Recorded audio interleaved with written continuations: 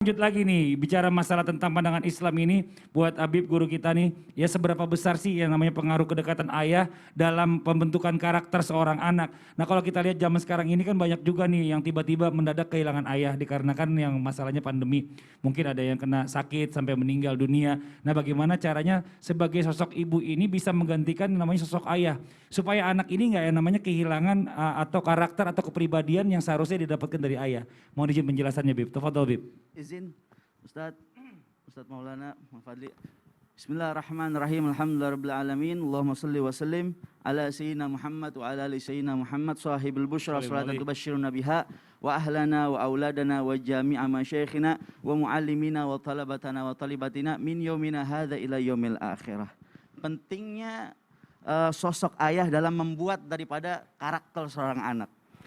Ini luar biasa. Ingat, apa yang kita berikan kepada anak, apa yang kita didik kepada anak, apa yang kita tanam, itu yang bakal kita petik daripada hasilnya. Ingat, apa yang kita tanam, itu yang bakal kita petik hasilnya. Maka, tanamkan karakter yang baik. Tanamkan iman dan Islam di dalam diri seorang anaknya. Dan bagaimana jika seorang anak sudah tidak memiliki ayahnya, dan bagaimana seorang istri yang sudah ditinggal oleh suaminya, maka ketahuilah kamu yang sebagai seorang istri adalah wakil daripada suamimu. Karena seorang suami adalah pemimpin, istri adalah wakil. Maka jadilah wakil yang baik, jadilah wakil yang amanat. Didik anakmu, teruskan perjuangan daripada suamimu. Dan yang paling penting jangan lupa, tanamkan bekal untuk dikuburmu. Seorang ayah dan ibu yang sukses adalah ketika kamu sudah tiada, ada seorang anak yang rela mendoakan. Amin, Masya Allah. Jangan kayak sebagian orang, saya sedih. Ketika dia sudah meninggal, tidak mempunyai anak yang bisa mendoakan dia sebagai orang tuanya.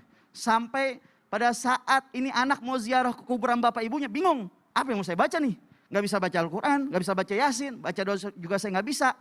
Akhirnya suatu hari saya lagi ziarah di pemakaman umum karena ada yang meninggal daripada salah satu murid saya lagi ziarah, ada anak muda datang. Kemudian dia ziarah tidak jauh dari tempat saya ziarah, di belakang saya. Saya lagi duduk lagi ziarah, tiba-tiba terdengar di kuping saya suara lantunan Al-Quran yang begitu indah.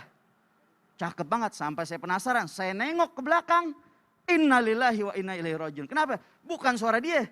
Ternyata itu suara MP3 surat Yasin ditaruh di atas kubur bapak emaknya. Bagus tuh kuburan bapak ibunya gak dicolokin headset sekalian. Innalillahi wa inna ilaihi rajiun. Nah hadirin wal hadirat mustami'in mustami'at, inilah hati-hati dalam membuat karakter, dalam memahat. Tuh ibarat kita didik anak, kita lagi mahat. Apa yang mau kita pahat? Kalau kamu mau gampang nanti di dalam kubur, tidak banyak mempertanggungjawabkanmu, jadikan anakmu anak yang soleh.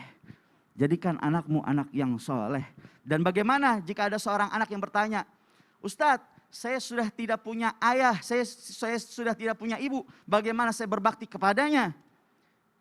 Rasulullah SAW pernah bersabda, Innal abara birra an yasilal walad udda abihi.